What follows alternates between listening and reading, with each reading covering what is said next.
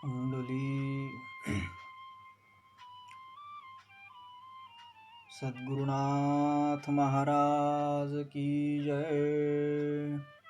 येतील गुरुराजे पहायासी निर्मल मंदिर माझे, येतील गुरुराजे पुष्पे वाहिन मी भावाची, घालीन माळ जीवाची गुरुच्या हृदयासी, प्रेमाची उटीला विन गंधाची, येतील गुरुराजे नंदादीप जळे भक्तीचा तारण तुटतो त्याचा लागे ओलावा, ज्ञानाचा पाझर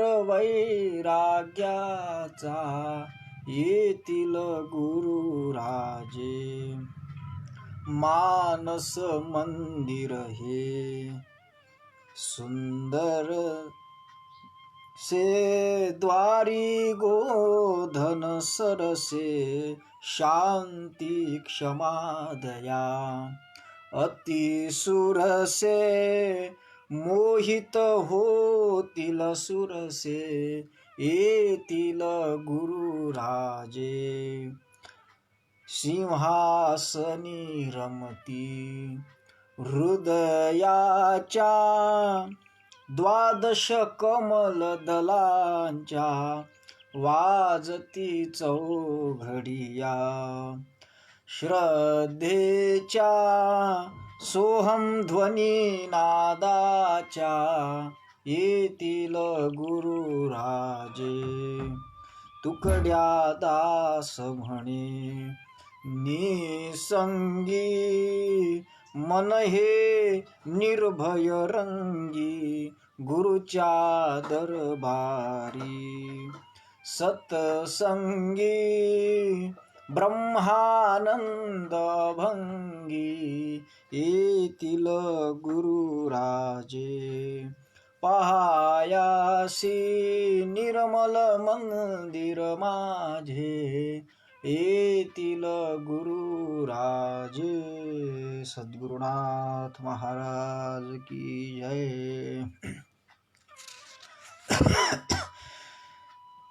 संतोषं च गुरुं वंदे परम संवित्तदायकं, शान्तं सिंहासनारूढ आनन्दामृतभोगदं, भक्त्या भागवतं भावम् अभावं काव्यपाठतः, पठनात् पदव्युत्पत्ति ज्ञानं प्राप्तिस्तु भक्तितः,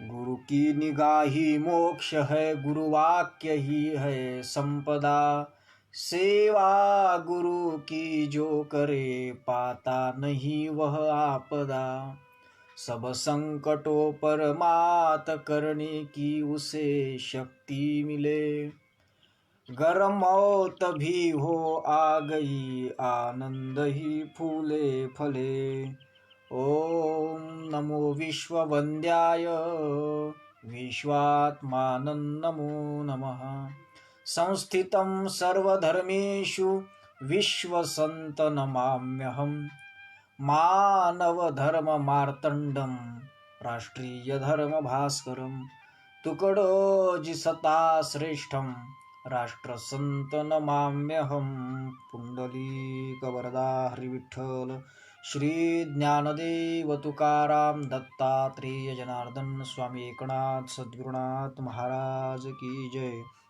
ब्रह्मचित्कला आदिशक्ती मुक्ताबाई की जय।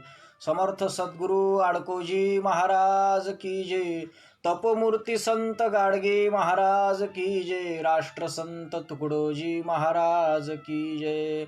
श्री संत मोझरकर महाराज की जय। गुरुवर्य ऋषि संत घुसरकर महाराज की जय। सब साधु संतन की जय। भारत माता की जय। परमपूजनीय श्री गुरुदेव आणि श्री संत मोझरकर महाराज फेसबुक पेजवर उपस्थित सर्व सद्भाविक सज्जन हो. प्रभू तुम्ही श्रोते महेशाची मूर्ती, मी दुबळा अर्च्युतसे भक्ती, म्हणून बोल जरी गंगाळती तरी स्वीकाराल की, असं ज्ञानेश्वर महाराज म्हणतात. आपण सर्व या ठिकाणी अदृश्य रूपाने श्रवण करणारी सर्व भगवत रूप श्रोतृगण आपणा सर्वांच्या पायाशी नतमस्तक होतो. आणि या संत मोझरकर महाराज फेसबुक पेजवरती आज माझ्याकडे जो काही विषय आलेला आहे, आमचे परमार्थ स्नेही परमादरणीय श्री पुरुषोत्तमजी दादा बैसकर यांच्या माध्यमातून माझ्याकडे हा 10वा ग्रह आलेला, 10व्या ग्रहाच्या माझ्या राशीमध्ये 10वा ग्रह आला आहे आणि त्या 10व्या ग्रहातून हा आजचा कार्यक्रम या ठिकाणी होतोय. तर तुम्ही 10वा ग्रह म्हणजे काय म्हणून तुम्ही जरा संशयात पडले असाल, एक शंका उत्पन्न झाली असेल. नवग्रह आपण ऐकत असतो. 10वा ग्रह आहे आग्रह आणि 11वा ग्रह असतो दुराग्रह. आणि तो 11वा ग्रह दुराग्रह होऊ नये म्हणून कधी कधी आग्रह जर झाला तर तो आग्रह पूर्ण करावा लागत असतो.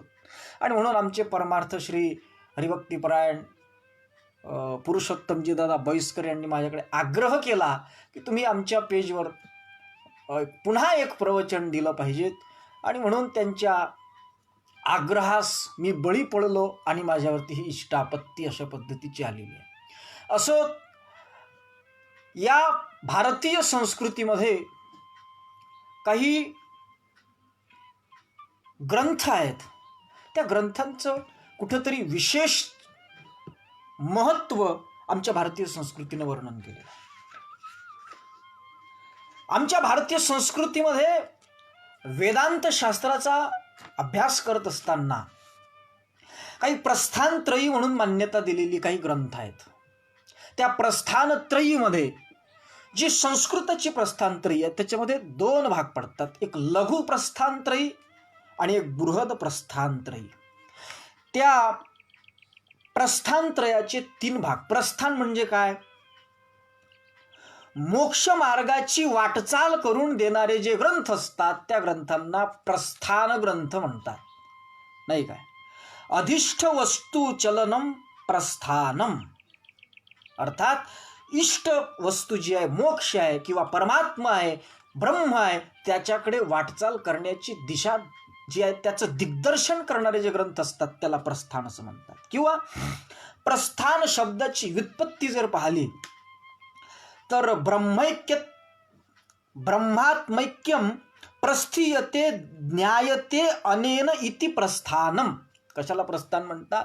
प्रस्थान त्याला म्हणतात की ज्यामुळे जीव ब्रह्मैक्य ज्ञान होतं.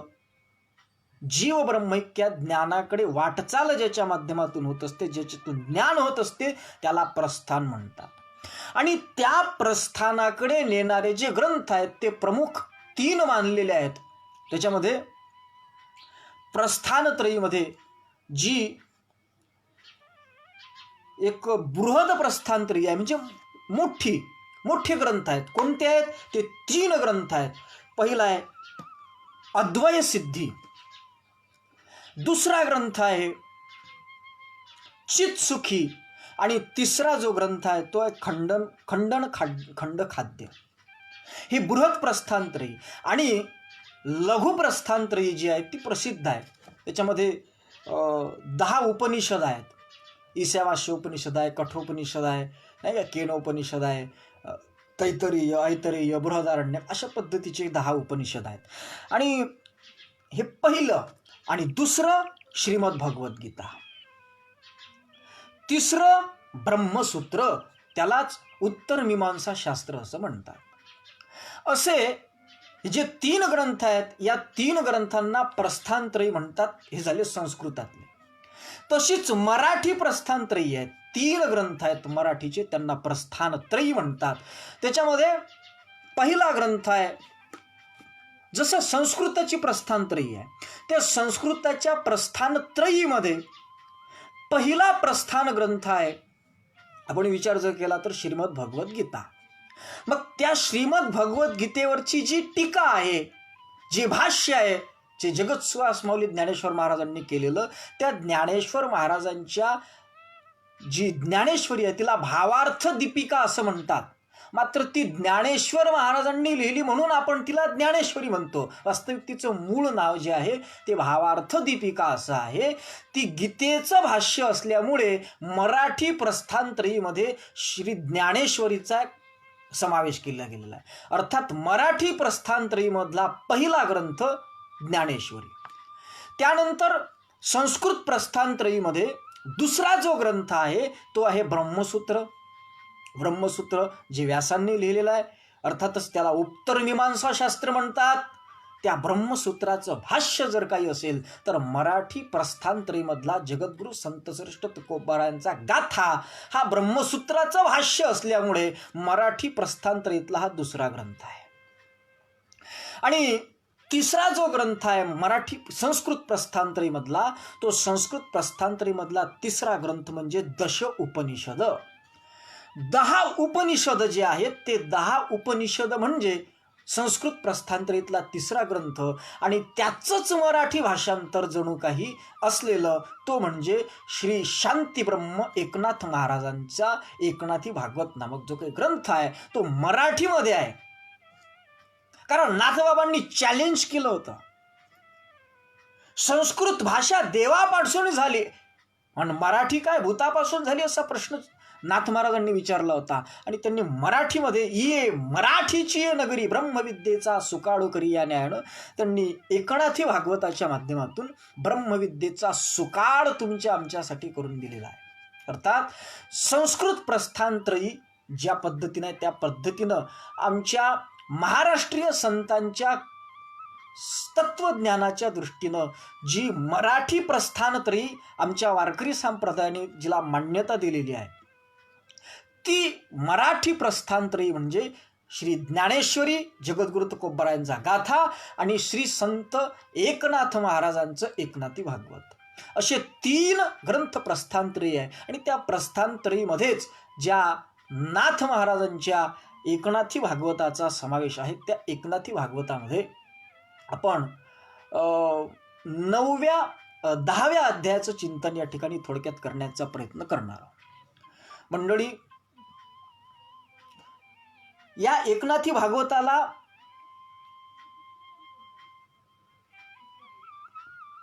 पंचाध्यायी असं म्हटलं आहे. जे एकनाथी भागवताचे अध्याय क्रमांक 1 पासून ते 5 पर्यंत अध्याय आहेत त्याला नाथ पंचाध्यायी म्हणतात, भागवत पंचाध्यायी म्हणतात. आणि अध्याय क्रमांक 6 पासून 29 पर्यंत जे काही अध्याय आहेत त्या अध्यायांना उद्धव गीत असं म्हणतात. त्यालाच राष्ट्रसंत तुकडोजी महाराजांच्या आनंदामृताच्या शेवटी उद्धव बोध असं म्हटलेलं आहे. आणि त्यालाच उद्धव गीत असं म्हणतात. आणि शेवटीचे जे 2 अध्याय आहेत त्याच्यामध्ये मग बाकी विचार आलेला आहे. त्या उद्धव गीतामध्ये अध्याय क्रमांक 7, 8 आणि 9 या 3 अध्यायामध्ये भगवान दत्तात्रयाच्या गुरूंच्या 24 गुरूंचं वर्णन आलेलं आहे. आणि ते 24 गुरूंचं वर्णन ऐकल्याच्या नंतर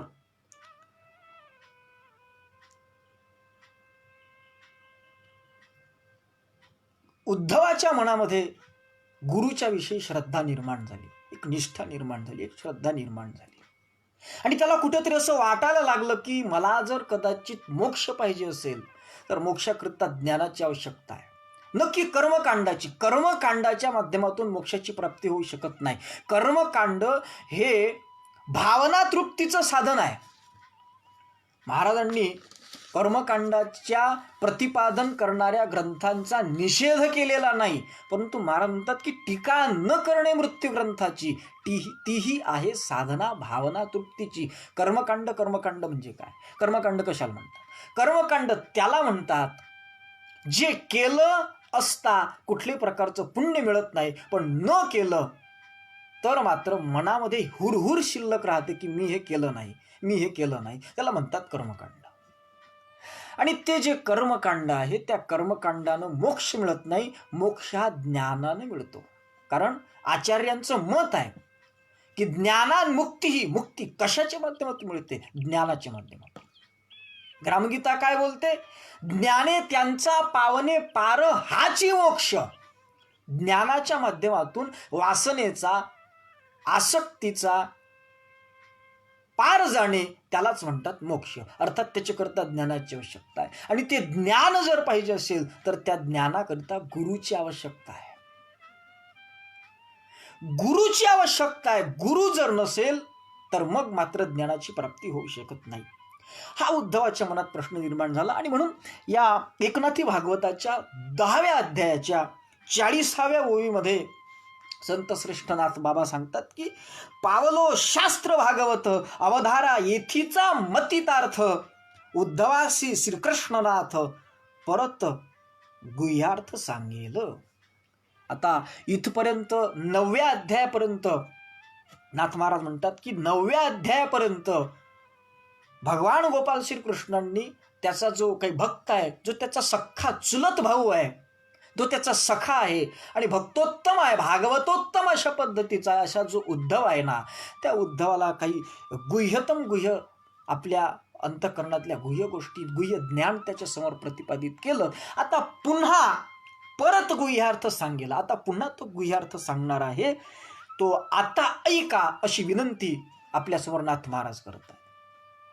आणि मग पुढे नाथ महाराज 42व्या ओवीमध्ये सांगतात 10व्या अध्यायाच्या की ब्रह्म सर्वगत सत्य होय, मजही सबाह्य कोंदले आहे, परी माझे मज ठाऊक नव्हे, कवन उपाय करावा. अर्थात अध्याय क्रमांक 9 पर्यंत भागवत ऐकून उद्धवाच्या पूर्ण लक्षात आलं. काय लक्षात आलं? उद्धवाच्या हे लक्षात आलं की ब्रह्म सर्वगत सत्य होय. ब्रह्म हे सर्वत्र व्याप्त आहे. हर जगह की रोशनी में भुलभुलैया तू ही तू है. नाही, हे ज्या वेळेस त्याला कळलं, परंतु हे माझ्यातही आहे, हे जगातही व्याप्त आहे, माझ्यात आहे, हे जेव्हा कळलं त्यावेळेस त्याला जीव चैतन्याचा अभ्यास आणि ब्रह्मचैतन्य जे आहे हे जगतामध्ये व्याप्त कसं आहे याचा सुद्धा मला अनुभव घ्यायचा आहे. परंतु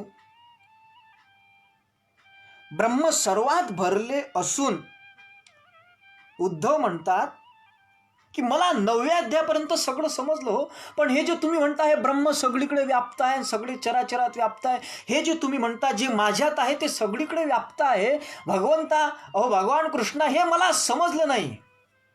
सगळीकडे व्याप्त कसं आहे हे मला अनुभव आलेला नाही. आणि हे अनुभव जर मला घ्यायचा असेल तर गुरुशिवाय हा अनुभव प्राप्त होऊ शकत नाही. कारण सद्गुरु वाचुनी सोय मिळेना, चुकेल अंदाजा, प्रभू रे जीव झुरे माझा. महाराजांनी म्हटलंय त्यांच्या भजनामध्ये. म्हणून सद्गुरु शिवाय किंवा जगद्गुरु तुकाराम महाराज म्हणतात की सद्गुरु वाचुनी सापडेना सोय, धरावे ते पाय आधी आधी, त्याच्याशिवाय सोय सापडू शकत नाही. आणि आनंदामृत नावाचा जो काही राष्ट्रसंतांचा ग्रंथ आहे त्याच्यामध्ये राष्ट्रसंत तुकडोजी महाराज तेच सांगतात, एकदा अवश्य आनंदामृत वाचून पहा. आणि म्हणून तोच भाव अर्जुनाच्या त्या उद्धवाच्या मनात निर्माण झाला की सद्गुरूच्या शिवाय हे ज्ञान मला प्राप्त होऊ शकत नाही आणि या ज्ञानाशिवाय मोक्ष नाही. आणि हे ज्ञान जर पाहिजे असेल तर मग मला गुरुची आवश्यकता आहे. मग आता गुरुची आवश्यकता आहे म्हटल्यानंतर ज्यावेळेस त्या उद्धवानं भगवंताकडे सांगितलं की गुरुदेव भगवंता, मला असं वाटते की गुरु असला पाहिजे माझ्या जीवनामध्ये. परंतु भगवान त्या ठिकाणी म्हणायला लागले, अरे उद्धवा, तू म्हणतोस ते ठीक आहे, गुरु असलाच पाहिजे, गुरुविन शांती ना मना, सांगती हे सज्जन जन, शांती ना मना. नाही काय, हा महाराजांचं भजन आहे राष्ट्रसंत तुकडोजी महाराज. गुरुशिवाय शांती नाही, नाही का. कारण गुरु अधिकार शांतीचा, मनाला स्थिर करवाया या भजनामध्ये म्हणा, गुरु अधिकार शांतीचा, शांती प्राप्त करून देण्याचा अधिकार हा फक्त गुरुमध्ये गुरुकडे असल्यामुळे गुरुची आवश्यकता आहे, त्याच्याशिवाय शांती प्राप्त होऊ शकत नाही. परंतु त्या ठिकाणी भगवान गोपाल श्रीकृष्ण उद्धवाला सांगतात, अरे उद्धवा, तुला असं वाटते की गुरु असावा, परंतु तुला एक गोष्ट सांगू का गळ्या अर्जुना, अरे उद्धवा, अरे गुरु असलाच पाहिजे यात शंका नाही, पण एक गोष्ट लक्षात ठेव, गुरु असण्याकरता आधी शिष्य व्हावं लागतं, आणि ज्यावेळेस तो शिष्य होत असतात ना त्यावेळेस खऱ्या अर्थाने त्याला गुरु मिळत असतो. गुरु हा आपण शिष्य झाल्याशिवाय होऊ शकत नाही, हे आमच्या संतांनी प्रामुख्याने सांगितलेलं आहे. आणि म्हणून गुरु होण्याच्या अगोदर, गुरुच्या अगोदर तो शिष्य असला पाहिजे. जर तो शिष्य झाला तरच त्याला गुरु मिळू शकते. अधिकार असते ना, पात्रता असते, ती पात्रता प्राप्त झाल्याशिवाय त्याला एखादी गोष्ट प्राप्त होऊ शकत नाही. हो ठीक आहे, हो नावासमोर इंजिनियर लावायचं आहे, पहिल्या वर्गात जाऊन इंजिनियर होत नाही, पहिल्या वर्गातून दुसऱ्या वर्गात तिसऱ्या वर्गात असं चालता चालता त्याला इंजिनिअरिंग करावं लागेल. एखाद्या इंजिनिअरिंग कॉलेजमध्ये त्याला प्रवेश घेऊन तिथं इंजिनिअरिंगचं प्रशिक्षण घ्यावं लागेल, त्यावेळेस त्याला इंजिनियर लावता येईल. डॉक्टर तसं होता येत नाही, त्याला MBBS करावं लागेल, नाही का. त्याच्यासाठी भरपूर काही मेडिकल कॉलेज उपलब्ध आहेत, तिथं त्याला प्रवेश घ्यावा लागेल, आणि ते करता करता त्याला डॉक्टर व्हावं लागेल किंवा पदवी मिळवावी लागेल. त्या तुमच्या एखाद्या विद्यापीठाच्या माध्यमातून त्याला PhD करावी लागेल, ज्याला पूज्य सुदामदादा विनोदानं पिवळी चड्डी म्हणत असत. आमच्या सुभाषने संत साहित्यात पिवळी चड्डी केली म्हणे. अर्थात PhD जर करायची असेल, डॉक्टर जर लावायचं असेल नावासमोर, तर PhD करावी लागेल.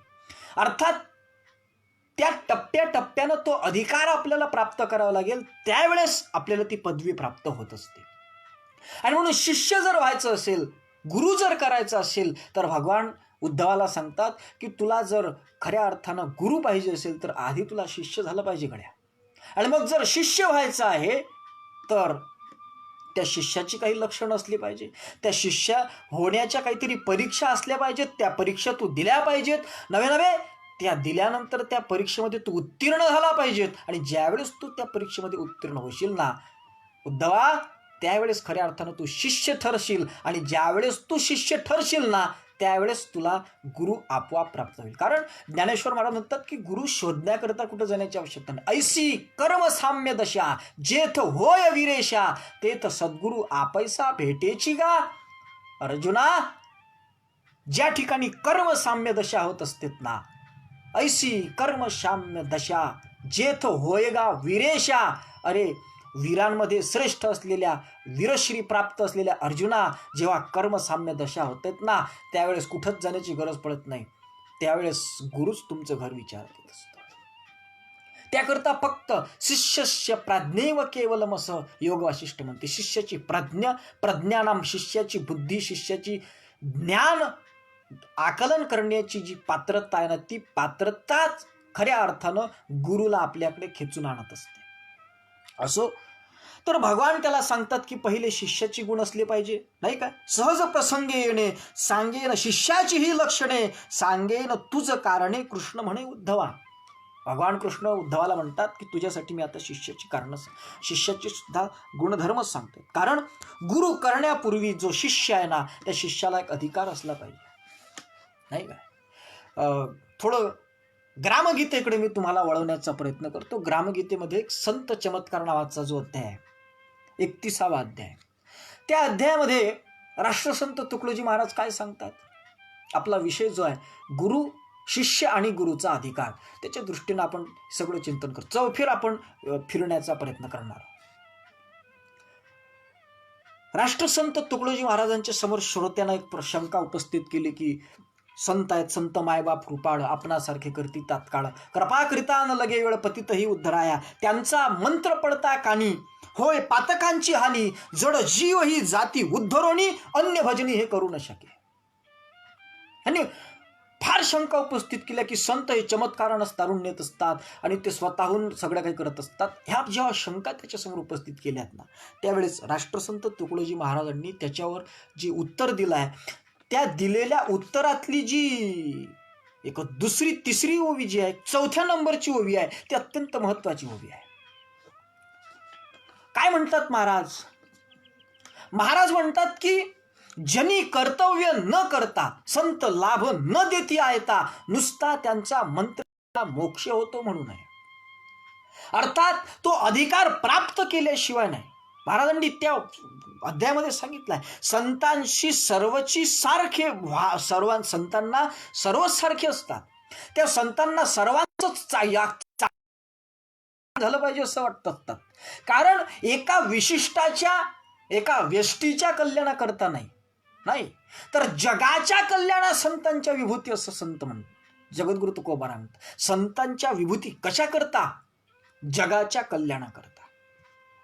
आणि म्हणून ते एकाच कल्याण करतील असं नाही, ते तर जगाच्याच कल्याणासाठी येत असतात.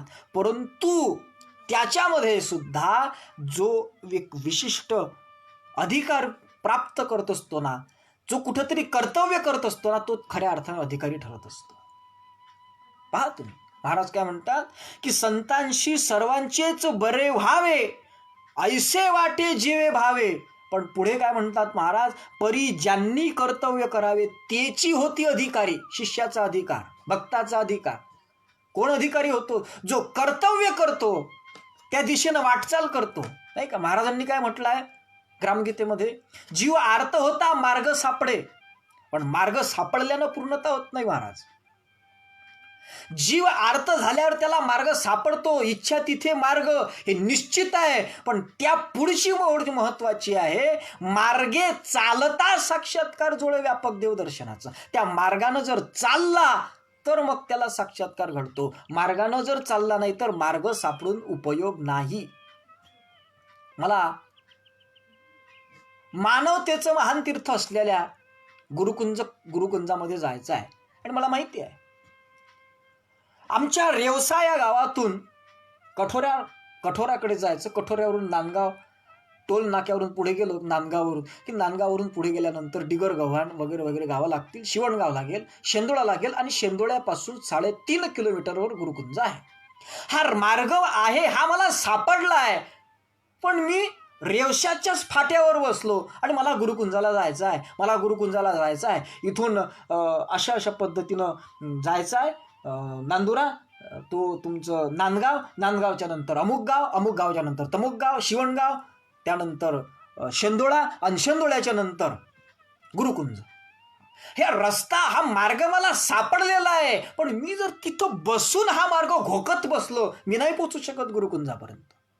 अर्थात तिथपर्यंत सापडण्याचा मार्ग जरी सापडला तरी सुद्धा कर्तव्य करावं लागत असते. आणि ज्यानं कर्तव्य केलं ना चालण्याचं, तो गुरुकुंजापर्यंत पोहोचत असतो, अन्यथा नाही पोहोचू शकत.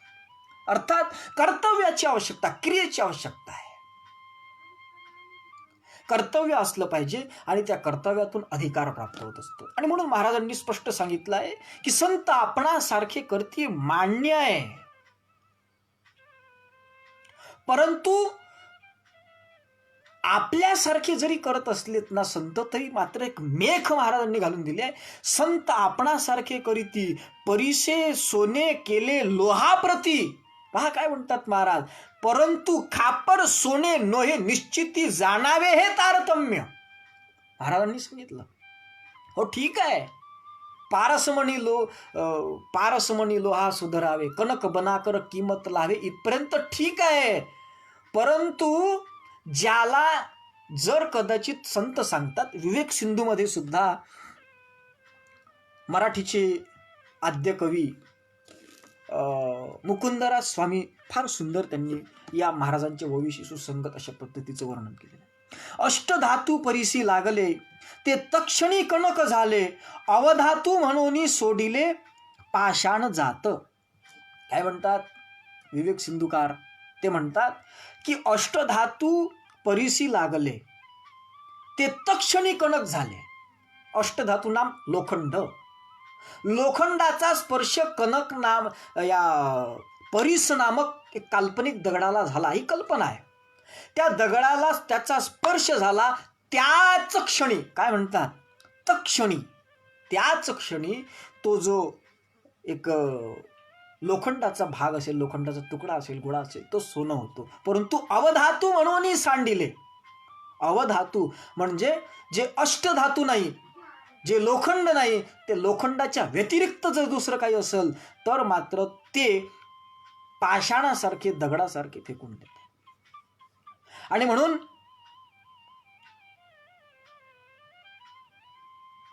या दृष्टीनं महाराजांनी सांगितलं की हो ठीक आहे. महाराज म्हणतात की लोखंडाला जर स्पर्श झाला, कशाचा? पारसमणीचा, परिसाचा स्पर्श लोखंडाला झाला तर त्याचं सोनं होते. परंतु ज्याचं सोनं व्हावं, ज्याला ज्याला परिसाचा स्पर्श झालाय ना, ते लोखंड असायला पाहिजे, ते खापर असून चालत नाही. अर्थात सोनं होण्याकरिता विशिष्ट अधिकारी असावा लागतो. त्या अधिकाऱ्यालाच परिसाचा स्पर्श झाल्यास कनक होतो, अन्यथा होऊ शकत नाही. हा अबाधित सिद्धांत आहे. आणि म्हणून आमच्या साधू संतांनी सुद्धा स्पष्ट सांगितलं आहे की जो स्वये उत्तम शिष्य झाला त्यासी गुरुही लाभे भला, परी सात्विकतेचाची आदर केला पाहिजे निश्चय. ग्रामगीतेमध्ये राष्ट्रसंत तुकडोजी महाराजांनी 32व्या अध्यायाच्या 28व्या ओळीमध्ये स्पष्ट सांगितलं आहे. काय म्हटले महाराज? महाराज म्हणतात जो स्वये उत्तम शिष्य झाला, जो स्वतः उत्तम शिष्य झाला की नाही, खऱ्या अर्थानं त्याशी गुरुही लाभे भला. जो स्वतः उत्तम शिष्य झाला त्यालाच खऱ्या अर्थानं भला अर्थात योग्य गुरु मिळत असतो. नाहीतर मग लोभी गुरु, लालची गुरु, लोभी चेला, दोहीचा बोध वाया गेला असं एकनाथ महाराज म्हणतात. किंवा मरता गुरु आणि रडता चेला, दोहीचा बोध वाया गेला. जर गुरु हा मरत असेल आणि शिष्य हा रडत असेल, कोणता बोध केला असेल हो गुरुनं? त्याला हेच जर कळलं नाही की या जगतामध्ये गुरुतत्व हे अमर आहे, हे कधीच मरू शकत नाही, इतकी गुरुत्व शक्ती अंत नसे त्या गुरुत्व शक्तीचा, हे ज्या शिष्याला कळलं नाही आणि म्हणून तो गुरु मेला म्हणून, गुरुचा देह गेला म्हणून रडतोय, त्यांना कोणता बोध झाला असेल? दोहीचा बोध वाया गेला, एकनाथ महाराज म्हणतात. आणि म्हणून उत्तम शिष्यही असावा आणि उत्तम गुरुही असावा. आणि जो उत्तम शिष्य असतो ना, खऱ्या अर्थानं त्यालाच उत्तम गुरु प्राप्त होत असतो. आणि म्हणून हे अधिकाराशिवाय प्राप्त होऊ शकत नाही. हो ठीक आहे, हो पोळी शिजते, पोळी तव्यावर ठेवलेली पोळी शिजते, मान्य आहे, तव्यावरची पोळी शिजत असते. पण एक गोष्ट लक्षात ठेवली पाहिजे, तो तवा गरम असला पाहिजे तरच पोळी शिजत असते. अर्थात तव्याला विशिष्ट अधिकार असावा, त्यावेळेस त्याच्यावरची पोळी शिजत असते. अशाच पद्धतीनं नाही का, अधिकार जर असेल तरच त्याला गुरु प्राप्त होत असतो. आणि म्हणून अधिकाराच्या दृष्टीनं जर विचार केला तर अधिकार मगापासून आपण चर्चा करतोय. शिष्याला अधिकार असावा, शिष्याला अधिकार असावा. कोणता अधिकार असावा? त्याला हा अधिकार असावा, राष्ट्रसंत तुकडोजी महाराजांच्या अनुभवामृत अभंग गाथेमध्ये एक वैशिष्ट्य आहे महाराज, लक्षात घ्या. थोडं 5-10 मिनिट लांबलं तरी मला माफ कराल. मी भरपूर गाथे पाहिले संतांचे. त्या संतांच्या गाथ्यामध्ये राष्ट्रसंत तुकडोजी महाराजांच्या गाथ्याचं जे नाव आहे, मी श्रद्धेपोटी बोलत नाहीये, त्या गाथ्याचं नाव आहे अनुभवामृत अभंग गाथा. एक विशेष आहे. आणि त्या अनुभवामृत अभंग गाथेमध्ये राष्ट्रसंत तुकडोजी महाराजांनी एक अभंगामध्ये, एका ओळीमध्ये लिहिलाय की तोच शिष्य उत्तम आहे गुरुचं ज्ञान प्राप्त करून घेण्याकरता. कोणता? साधन चतुष्ट संपन्न तोची पावे गुरु खून. जो साधन चतुष्ट संपन्न आहे ना, तोच खऱ्या अर्थानं गुरु पाहत असतो, गुरुचं ज्ञान प्राप्त करून घेण्यास अधिकारी असतो वा लायक असतो. मला आठवते राष्ट्रसंत तुकडोजी महाराजांच्या साहित्याचं चिंतन करत असताना, राष्ट्रसंत तुकडोजी महाराज वृंदावन जात असताना नागपूरवरून वृंदावनकडे जात असताना दिनांक 7 नोव्हेंबर 1962 तारीख होती. मला आठवते त्या तारखेला महाराजांनी भजन लिहिलं असा जीवनयोगीमध्ये उल्लेख आहे. आणि ते भजन कोणतं आहे?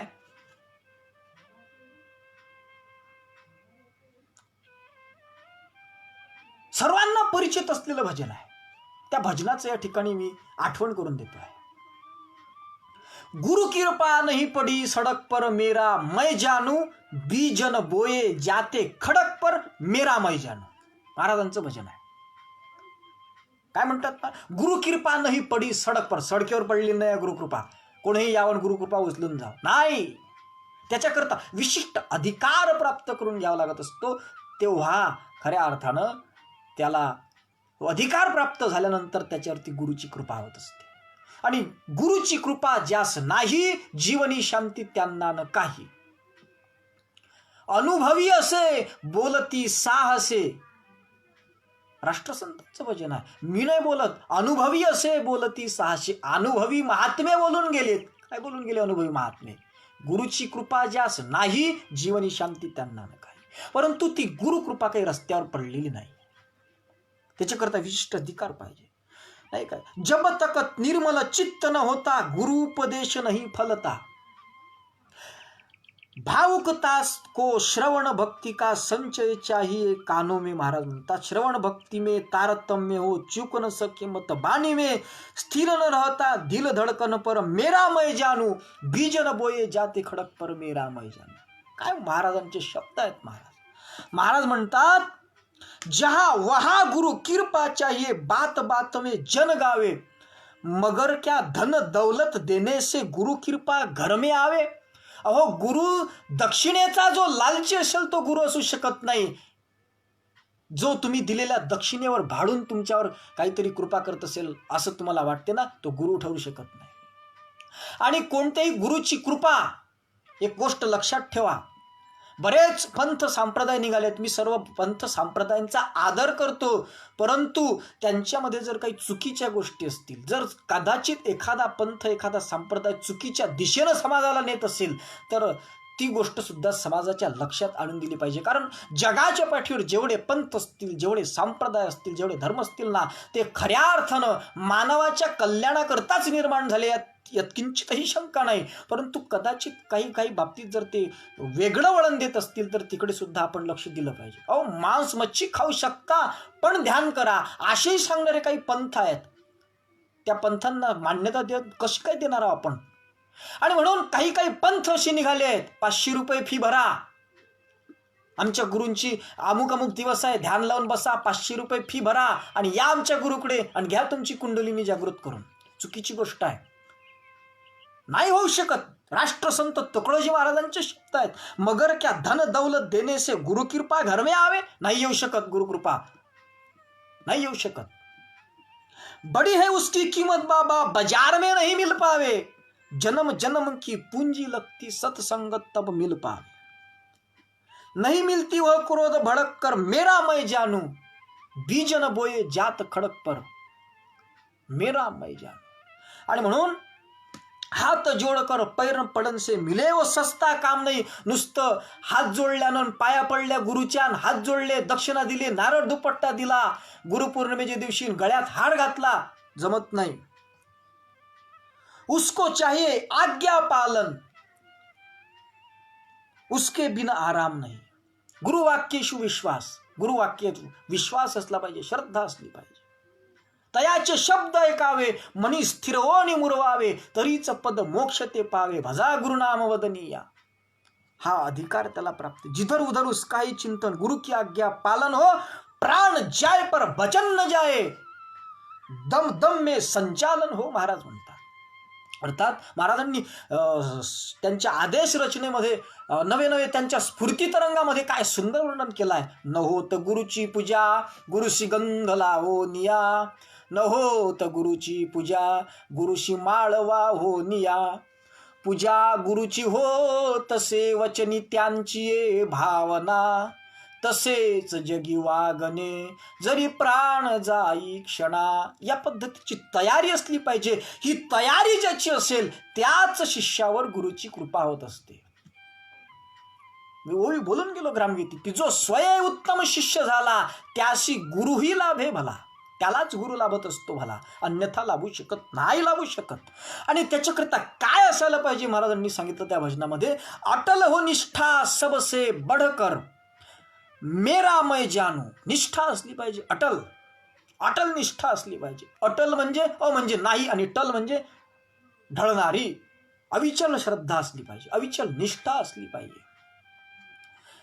आणि म्हणून सच्चा काम करने से जैसा इनाम साहब देता है, भाव भक्ति से भजन करे तो ईश्वर वैसे मिलता है. भाव पाहिजे, भक्ती पाहिजे, त्याच्याकडे काय नाही, सगळंच आहे, सर्व आहे तयाचे पाशी, परी भावची लागे त्याशी. म्हणून तो तिथं अर्पण केला पाहिजे. उससे बढ़कर है गुरु कृपा, सब में ईश्वर पटता है, मैं और तू का भेद जहां पर ज्ञान रूप से मिटता है.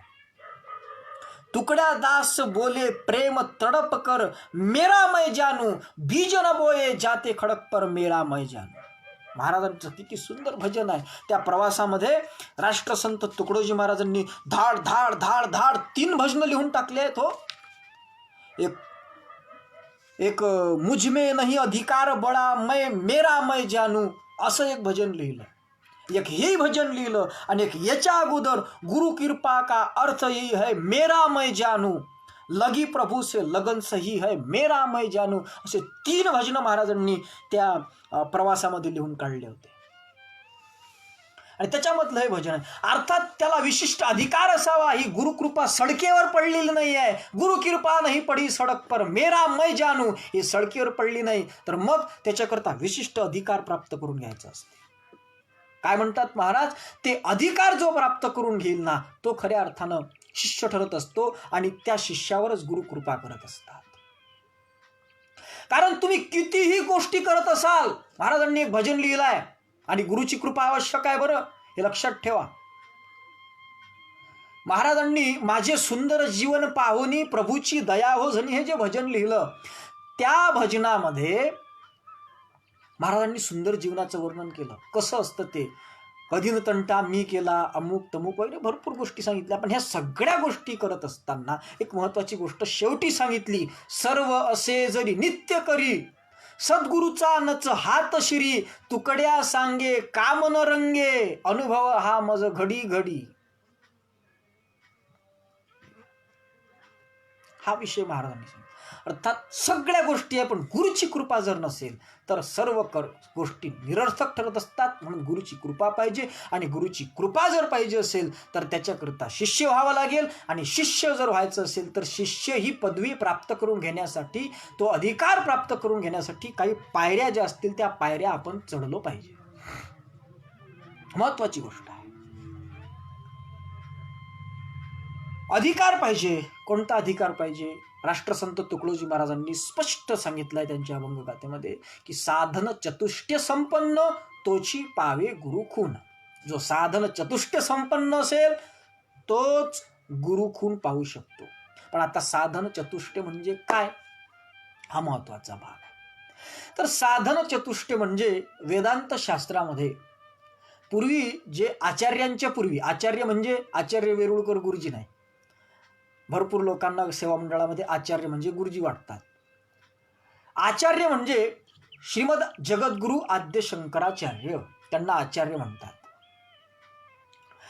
हे जे आचार्य आहे त्या आचार्यांनी वेदांत ग्रंथावरती जे काही भाष्य केलं आहे, प्रस्थानत्रयीवरती त्यांनी भाष्य केलं आहे, उपनिषदावरती, ब्रह्मसूत्रावरती आणि श्रीमद भगवद्गीतेवरती.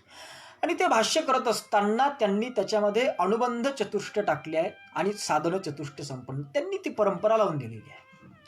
आणि ती असलीच पाहिजे, त्याच्याशिवाय प्राप्त होत नाही. आचार्यांनी लावून दिलेली परंपरा म्हणजे शिष्ट परंपरा आहे.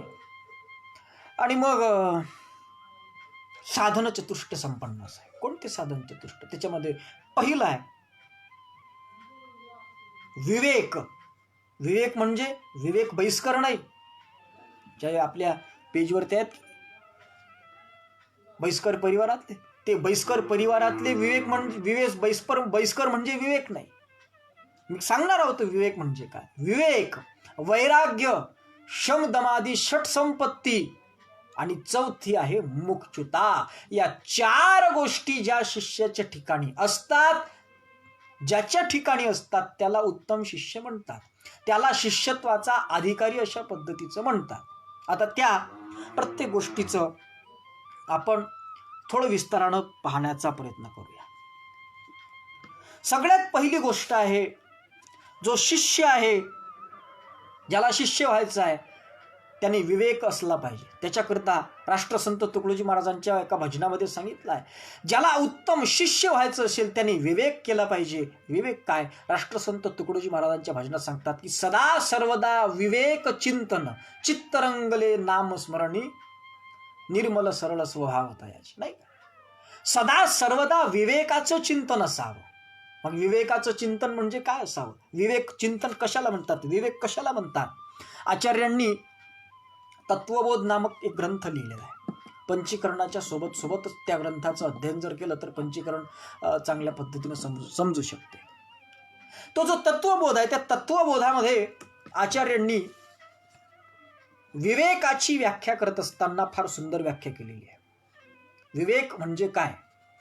आमच्या विवेक दादाजी आहेत बैस्कर, त्यांनी सुद्धा हा अर्थ लक्षात ठेवलेला चांगला आहे, योग्य होईल. ठेवावं त्यांनी सुद्धा लक्षात, आणि सर्वांनीच लक्षात ठेवण्यासारखं आहे. आचार्य म्हणतात की हे जे ब्रह्म आहे की नाही, आचार्यांनी स्पष्ट सांगितलं, नित्यत्वेकम ब्रह्मं तद्व्यतिरिक्तम सर्वम अनित्यम अयमेव नित्या नित्य वस्तू विवेका. विवेकाची व्याख्या काय केली आहे आचार्यांनी? आचार्य म्हणतात नित्यत्वेकम ब्रह्म, नित्यत्वे एकम ब्रह्म. नित्य काय आहे? एक ब्रह्म फक्त नित्य आहे, जे 3ही अवस्थेमध्ये आहे, जी 3ही देहामध्ये जे आहे. नाही, आपण सकाळच्या सामुदायिक ध्यानामध्ये म्हणत असतो, यत जागर सुषुप्तम, यत जागर स्वप्न सुषुप्तम वैति नित्यम तद ब्रह्म निष्कलम अहम न च भूत संघा. नाही का? जे जागृत अवस्थेमध्ये अर्थात स्थूल देहामध्ये आहे, स्थूल देहाची जागृत अवस्था, त्याही अवस्थेमध्ये त्याही देहामध्ये जे नित्य आहे. त्यानंतर सूक्ष्म देहाची जी स्वप्नावस्था आहे तिच्यामध्येही सुद्धा ते आहे.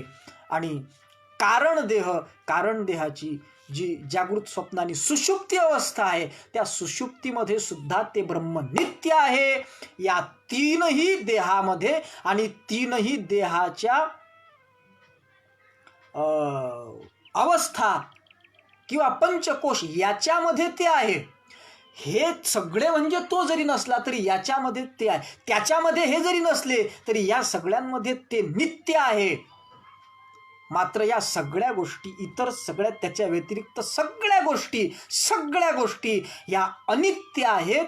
अशा पद्धतीचा जो एक दृढ निश्चय होतो, जो एक निवाडा होतो, त्याला म्हणतात विवेक. अर्थात असत्य काय आणि सत्य काय याचा विचार करणे. बऱ्याच ठिकाणी सेवा मंडळाचे लोक सत्य पडता है कमजोर, किंवा जिथं जिथं सत्य महाराज म्हणतात झूठा न करना ख्याल कभी, अशा पद्धतीच्या ज्या ज्या काही ओळी येतात त्या ठिकाणी खरं आणि खोटं एवढं धरून, अरे खरं आणि खोटं म्हणजे भौतिक खरं आणि खोटं नाही, खरं आणि खोटं म्हणजे ब्रह्म सत्य जगन मिथ्या हा भाव त्या ठिकाणी असावा. अर्थात ब्रह्म सत्य जगन मिथ्या हा विचार दृढ करणे त्याला म्हणतात विवेक. त्याच्या ठिकाणी हा विवेक असला पाहिजे. त्या विवेकाच्या दृष्टीनं जर विचार केला तर गुरुनाम गुरुपूज्य सुदामजी दादा सावरकर यांनी त्यांच्या सिद्धपंथामध्ये सुद्धा अगदी सोप्या भाषेमध्ये विवेकाची व्याख्या केलेली आहे. ती विवेकाची व्याख्या अशी आहे, ओळखणे नित्यानित्य वेगळं, तया विवेक नाम निर्मळ, नित्यात्वेकम ब्रह्म केवळ, अनित्य सकळ त्याविना. सुदामदादा सावरकरांनी म्हटलं आहे, ब्रह्म सत्य आहे आणि त्याच्या व्यतिरिक्त सगळं असत्य आहे. अशा पद्धतीचा एक निश्चय, अशा पद्धतीचा एक विचार त्याला म्हणतात विवेक.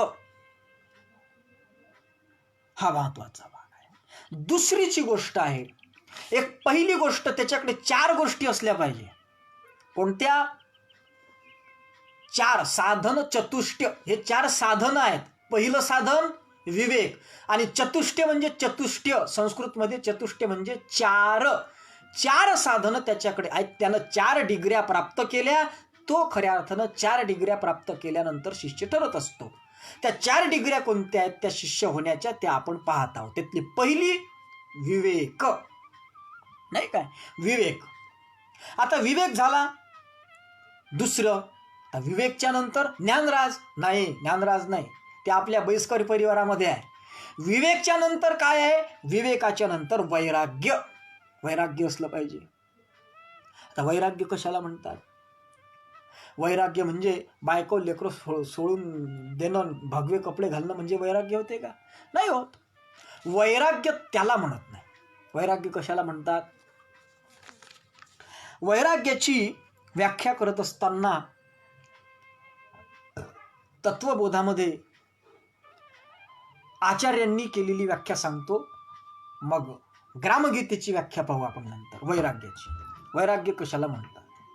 वैराग्याच्या दृष्टीनं आचार्यांनी केलेली जी व्याख्या आहे ती व्याख्या अशी आहे: इह स्वर्ग भोगेषु इच्छा राहित्यम. इह म्हणजे या लोकातले, आणि भोगेषु म्हणजे भोग, आणि इच्छा राहित्यम. राहित्य म्हणजे त्याच्या व्यतिरिक्त, त्याच्या वेगळं. इहलोक आणि परलोक. सिद्धपंथामध्ये गुरुनाम गुरुपूज्य सुदाम सावरकरांनी फार सुंदर त्याची व्याख्या केली आहे. ते म्हणतात, विराग म्हणजे अनित्य विषया, प्रेम नसावे कवने ठाया, उदासपणे त्यजावी माया इह परभोगांची. सोपी व्याख्या आचार्यांचं कठीण वाटते संस्कृतात असल्यामुळे, पण यांनी मराठीमध्ये फार सुंदर व्याख्या केली आहे. ते म्हणतात, विराग म्हणजे अनित्य विषया.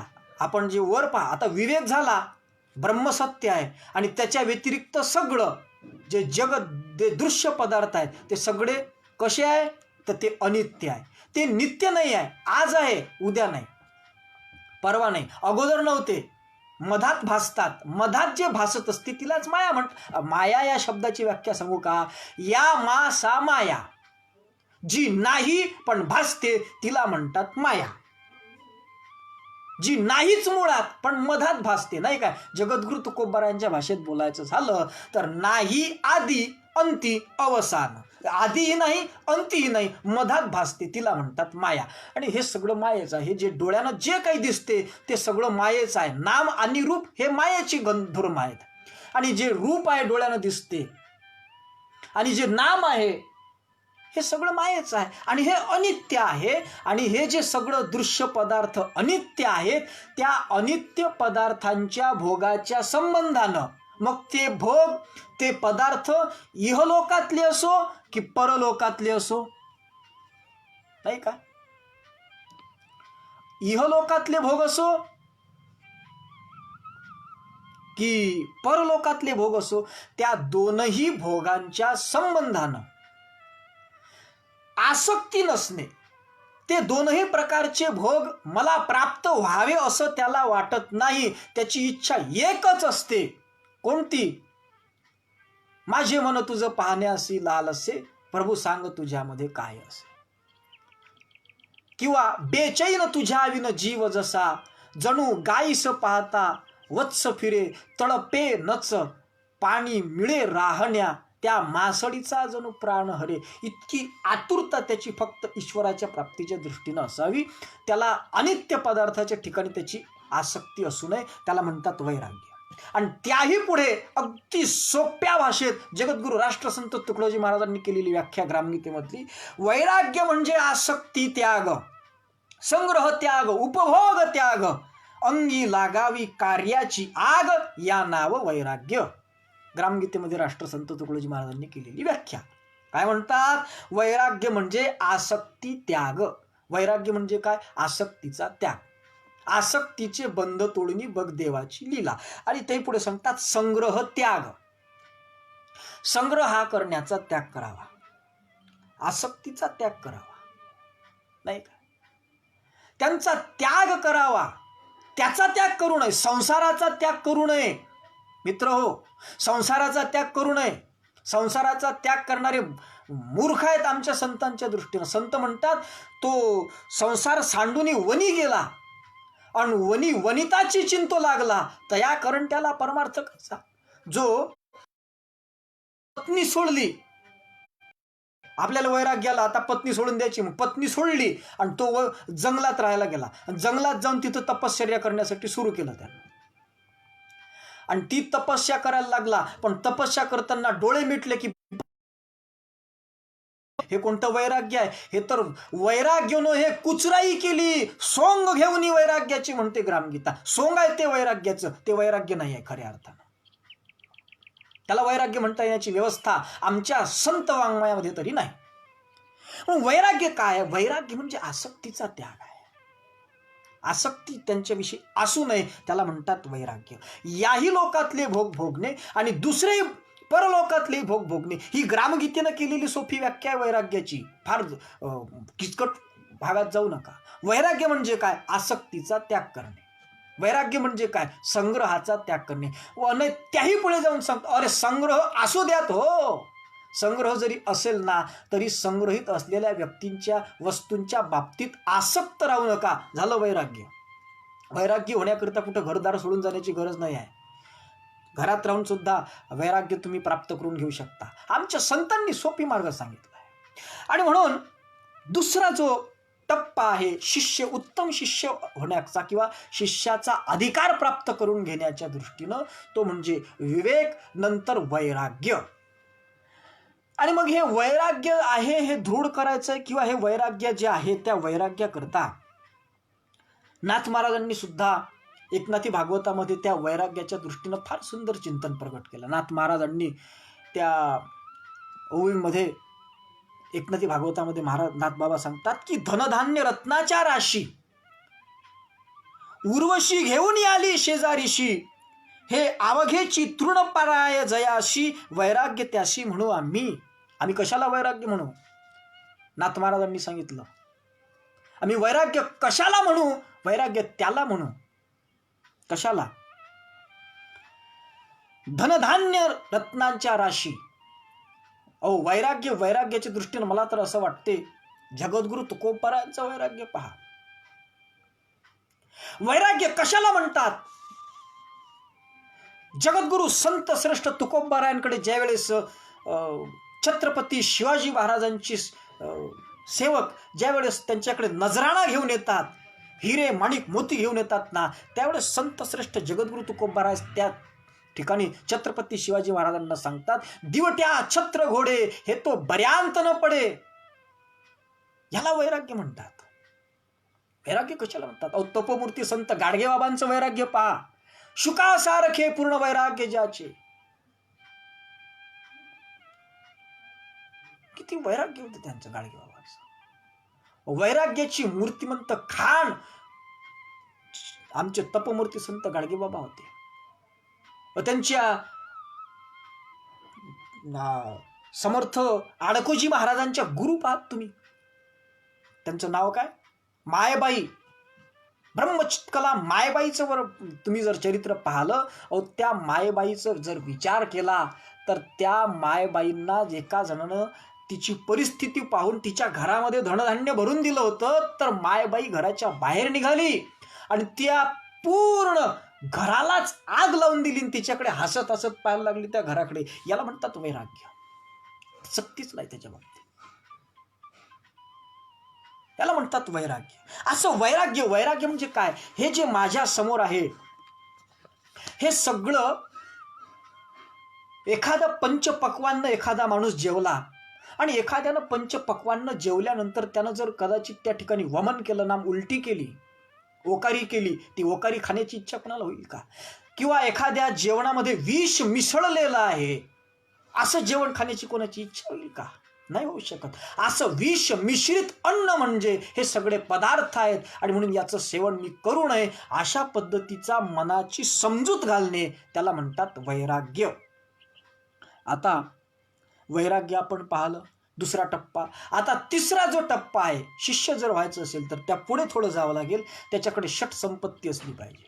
षट संपत्ती म्हणजे कोणती संपत्ती आहे? तर षट संपत्तीच्या दृष्टीनं शास्त्रकार असं सांगतात की शमदमो परती तितिक्षा श्रद्धा समाधानम चेती, या 6 गोष्टी ज्या त्याला षट संपत्ती असं म्हणतात. भरपूर वेदांताच्या ग्रंथामध्ये सुरुवातीलाच या सगळ्या साधन चतुष्टाचा उल्लेख आलेला आहे. वाचून पाहत तुम्ही.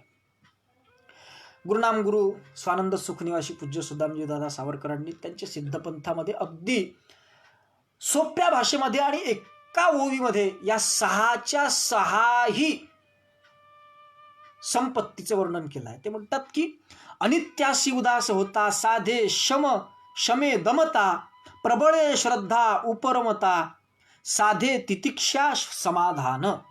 सिद्धपंथामध्ये सोप्या भाषेत सांगितलं आहे. काय आहे ती षट संपत्ती? शम पहिलं, दम, उपरती, तितिक्षा, श्रद्धा आणि समाधान, अशा ज्या 6 गोष्टी आहेत ना, त्या 6 गोष्टींना षट संपत्ती असं म्हणतात. आणि ती असली पाहिजे. महाराजांनी ज्या आत्मदीप पाजळणे साधावी समाधी षट अमुप साधने असं महाराजांनी त्या आत्मप्रभाव ग्रंथामध्ये म्हटलेलं आहे. ती अमूप साधने, अमूप शब्दानं जे साधनं महाराजांनी निर्देशित केलेली आहेत, ती अमूप साधने नावानं निर्देशित केलेली जी साधने आहेत, ती साधने म्हणजे षट संपत्ती. कोणती आहे? पहिलं आहे शम. शम म्हणजे काय? आपल्या हरिपाठामध्ये आपण म्हणतो की नाही, शमदमा वैरी हरी झाला, तर तो शमदम म्हणजे काय आहे? शम त्याला म्हणतात. आचार्यांनी शमाची व्याख्या अशी केली आहे, मनोनिग्रह शमहा, मनाचा निग्रह करणे, नाही का? संत एकनाथ महाराजांनी त्यांचा एक फार मोठा अभंग आहे, 30च्या जवळपास त्यांनी 30च्या जवळपास कळवे असतील त्या अभंगाचे. फार मोठा अभंग आहे. त्या अभंगामध्ये शांतीब्रह्म नाथ महाराजांनी फार सुंदर वर्णन केलं आहे शमाच्या बाबतीत. ते म्हणतात, याचे नाव शम मनाचा निग्रहो, विषयी आग्रहो चित्ता नाही. शम कशाला म्हणतात? विषयांच्या उपभोगाच्या बाबतीत चित्ताचा आग्रह नसणे त्याला म्हणतात शम, नाही का? आता विचार जर केला तर मनाचा निग्रह करणे म्हणजे आपल्या ज्या काही इच्छा असतील, ज्या काही वासना असतील, काही वस्तू प्राप्तीच्या बाबतीत, त्या प्राप्तीच्या बाबतीत आपलं मन होणारच नाही असं कधी होऊ शकत नाही. शास्त्रानं जरी सांगितलं असेल की मन त्या ठिकाणी जाऊच नये, त्याला शम म्हणतात.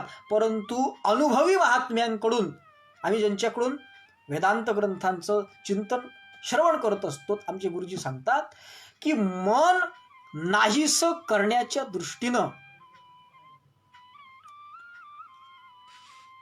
मन तिकडं जाऊच नाही असं होऊ शकत नाही. हो, मन तिकडं जाईल पण त्याची तीव्रता कमी करणे, याला शम असं म्हणतात.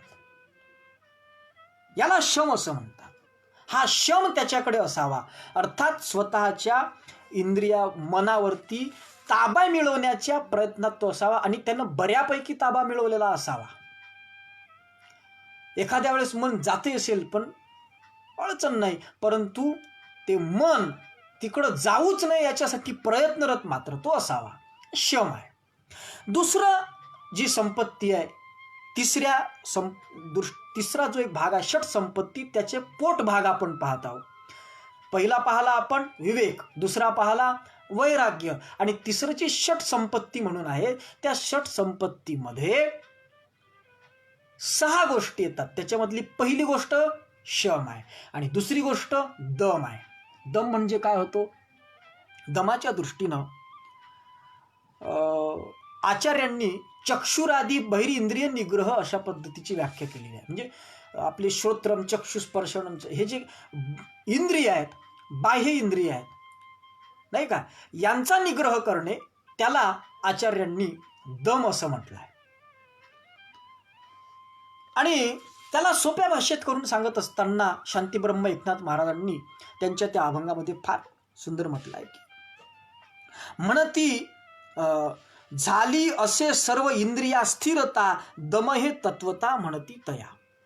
इंद्रियांची स्थिरता करणे, इंद्रियांना आपल्या ताब्यात ठेवणे, त्याला काय म्हणतात. आता मन ताब्यात आलं की इंद्रिया आपोआप ताब्यात येतातच. शम झाला की दम येतो, दम होतोच. मन हा इंद्रियांचा राजा आहे. इंद्रिया माझी 11 ते हे मन जाणावे, ज्ञानेश्वरी सांगते. आणि मन हा इंद्रियांचा राजा आहे. आणि तो राजा असल्यामुळे राजा ताब्यात आला की मन ताब्यात येण्याला, इंद्रिय ताब्यात येण्याला काही अडचणच नाही काय. आणि म्हणून मित्र हो, खऱ्या अर्थानं महत्वाची गोष्ट ही आहे की शम त्याच्यानंतर दम, आणि दम झाला, शम आणि दम दोन गोष्टी झाल्या की शम आणि दम याच्यानंतर उपरती. त्याला कुठं कुठं उपरम असं सुद्धा म्हटलेलं आहे, नाही का. उपरम म्हणजे उपरती.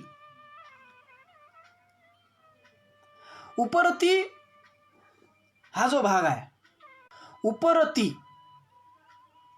उपरतीची व्याख्या स्वधर्मानुष्ठान अशा पद्धतीची केलेली आहे. स्वधर्मानुष्ठान म्हणजे नाथ महाराजांनी सुद्धा म्हटलंय, म्हणती त्या उपरम स्वधर्माशी त्यागावे विधीशी सर्वस्वेशी.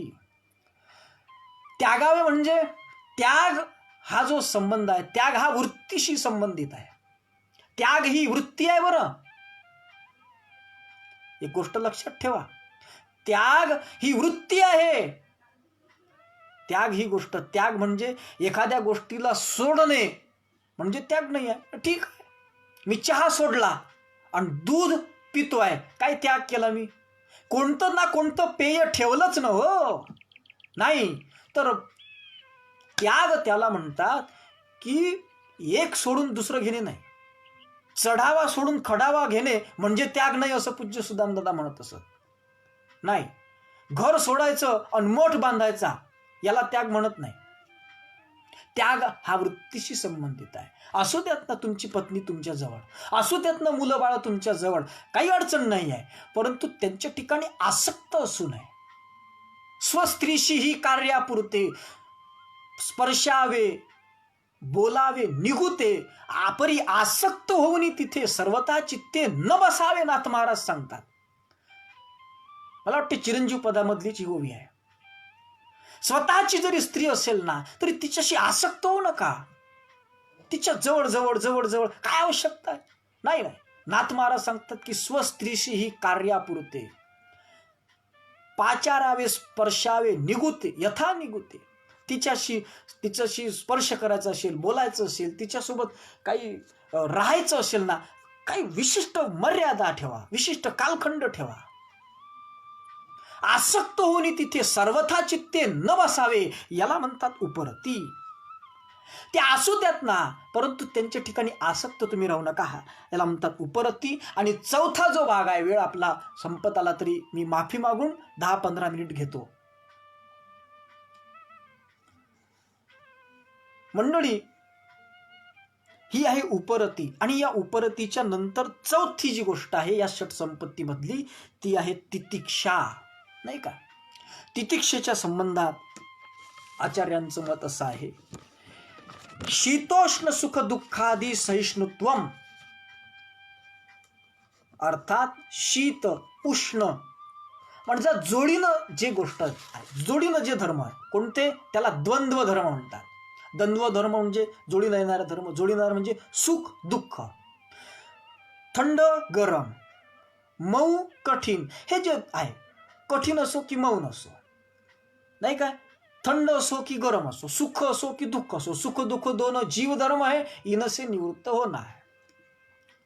या भावनेला जो आरूढ होतो ना, नाही का, किंवा प्रचारकांच्या दृष्टीनं वर्णन करत असताना राष्ट्रसंत तुकडोजी महाराजांनी ग्रामगीतेच्या 8व्या अध्यायामध्ये फार सुंदर वर्णन केलं आहे या तितिक्षेचं. काय म्हणतात, महाराज तितिक्षेच्या बाबतीत इंद्रियाशी नुरली उर्मी, सर्व उन्मुख सेवा करमी, आणि पावसाळा हिवाळा गरमी सारखीच त्याशी.